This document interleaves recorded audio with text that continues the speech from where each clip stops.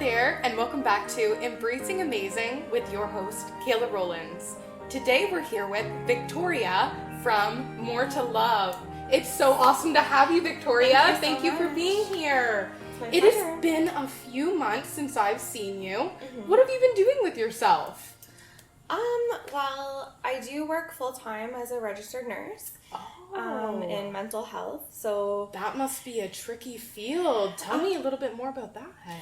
Yeah, so it wasn't where I imagined myself when I was going through nursing school. Being a nurse has always been my dream from a very young child, so I knew that was the path I wanted to take, but I just hadn't been sure, which avenue.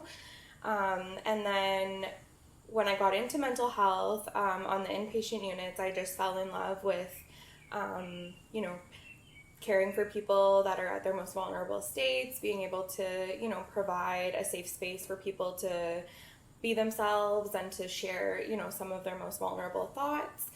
And it just snowballed into a career of 7 years now, almost 8. Wow. So I work in outpatient mental health, and I really love it. That's amazing. And I've also been doing stuff with More To Love, which is my jewelry company that is jewelry made with intention. It's all made with crystals. I'm sporting some right now. Gorgeous! But yeah, it's all kind of handmade with intention, and I like the meaning behind things and, the healing vibes that it can bring to people. Absolutely. So when you mean intention, what do you mean by intention? So does each piece have their own individual traits that mean something different? Yeah, absolutely. So each piece comes with meaning behind it. So the crystals themselves do have like healing properties and things that, some people can gravitate towards in terms of like grounding or self-love or, compassion, that kind of thing.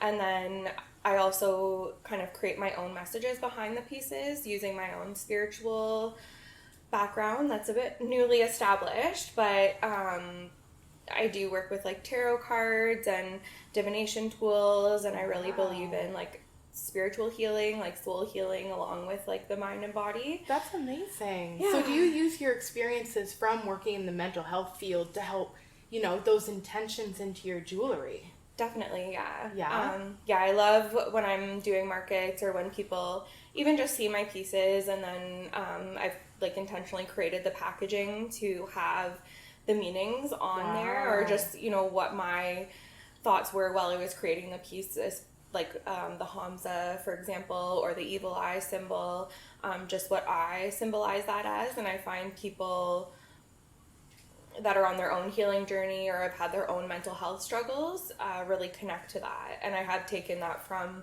some of my background in working with mental health and just knowing the struggles that people go through. And absolutely, everyone has a story, so absolutely. Yeah. So with mental health being such a big part of your life, is that something you're able to practice even though you have a business and a full-time career? I would say it's really about balance, which I'm learning along the way. It's only been about a year that I've been doing this. That's been something I've really been learning over the last year, because it's only really been a year since I've started doing like More To Love as a jewelry business. And it was something that did come out of my own healing journey, because it, as much as I was helping others with their, mental health and their well-being and even like physical health, psychology, all of that kind of thing, I wasn't really practicing my own because I didn't know how. Oh, wow. So how did you learn how to take care of yourself through mental health? Like, I've always been very go, go, go, and I've really been a caregiver since like a very young age. Like, I would say between like 10 and 11, my grandparents got Alzheimer's disease. I've had just many, like family and relationships and things like that, where that was my main role, was the caregiver. And, I felt comfortable in that role. I felt like I had a purpose. It gave me meaning. So is that something that helped you become a nurse because you already felt being a caregiver? I think so. Like, that just felt like my rightful place in the world, I guess you could say. but then what really happened was it caught up to me, right? Like I had moments of like a lot of anxiety, some, you know, depression, but I would just push through it as opposed to feeling it and healing it. And, you know, the only way. Oh, I love that. Feeling it and healing it. Yeah. You heard it here first with Victoria from More To Love. That is my new slogan. I love that. It's true. You have to let yourself feel it in order to work through it and ultimately heal yourself of that energy. Because if not, it's just stuck inside you and you're just you've got constantly that right. living, in the same cycle. So, I had multiple kind of like traumas or just things that I went through throughout my life that I didn't really identify with. But the most recent thing that happened to me 2 years ago was I had a miscarriage halfway through my pregnancy. Oh, I'm so sorry to hear that. With my son Malik. So I did, you know, I had him and he's in heaven now. But that was the first time in my life that I ever took a break from working. Like, because that was my identity, was working and helping people. So I had 3 months of literally just myself. So I joined therapy. I listened to lots of podcasts. I took lots of walks. What types of podcasts did you listen to help you with this? Gosh, so many. Brene Brown is my girl. I love her. Her podcasts are absolutely amazing. She's done a few things with Harriet Lerner, who I really enjoy listening to her and also reading her books. The Dance of Intimacy was one of my favorite books that I read throughout that journey. And then Brene Brown's The Gifts of Imperfection, because I feel like it just really gives you the idea of, you know, the fact that we all have our own imperfections, but then also how that impacts our relationships.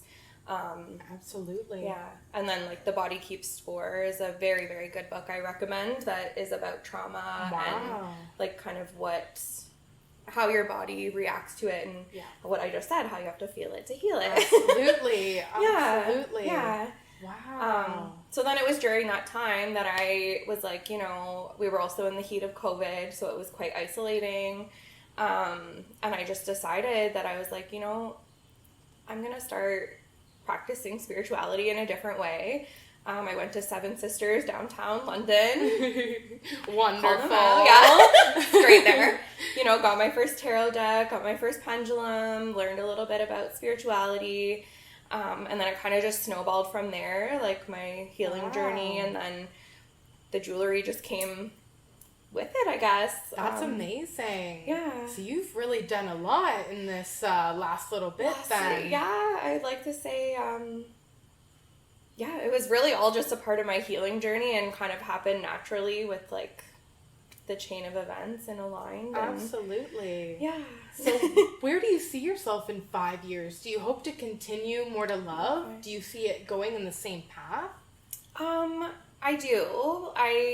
I would like to expand on like my spiritual practices and also, like you said before, about incorporating my mental health experience. Absolutely. My goal has always been to become a nurse psychotherapist, which would entail like having my own private practice kind of, and being able to have my own clientele and just provide that one-on-one support that people need. And you know, and using some of the therapies and like the community resources and connections and stuff that I've learned through working at Parkwood in my practice, but then also having other elements of like soul healing and you know, the jewelry with that. Exactly. So that would be my goal, would be having my own little practice. I'd love to do that within 5 years, but I'm just kind of going with the flow for now. Absolutely. Yeah.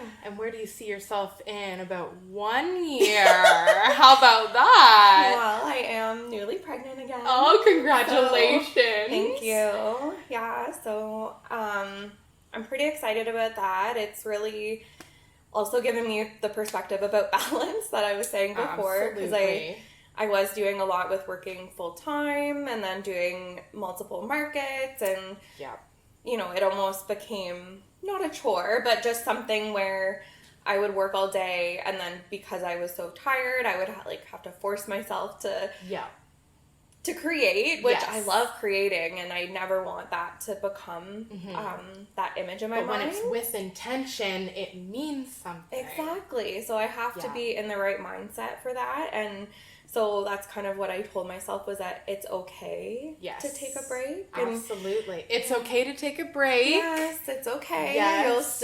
Everything will be there.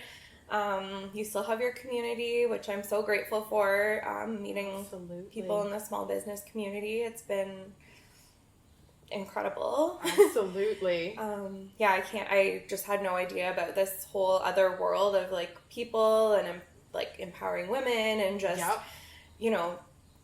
everyone's just a joy to be around and to meet and to chat and to learn from. Like I have absolutely no business background, like, whatsoever. So I've really relied on my community. That's amazing. People like you and others. Well, I appreciate that. That's amazing. So if there was any advice that you were going to give to any entrepreneurs out there, what sort of advice would you give them? Well, I would say the advice I would give them, coming from myself and my background, is that anything is possible. That if you have goals and you have dreams and, you have aspirations that you want to strive for, that anyone can do what they set their mind to. And even if there are some hurdles or some things that come along, that, the universe will align eventually, and that you will, come to be what you're meant to be, and just balance. Feel it to heal it. All of the above. Oh, and that's just, wonderful. Yeah, just, awesome advice. I think everyone has a purpose, so. Wonderful. Thank you so much for being here on Embracing Amazing, Victoria. Thank you for having me. We cannot wait until next time. All right, check out next week's episode on Embracing Amazing next week.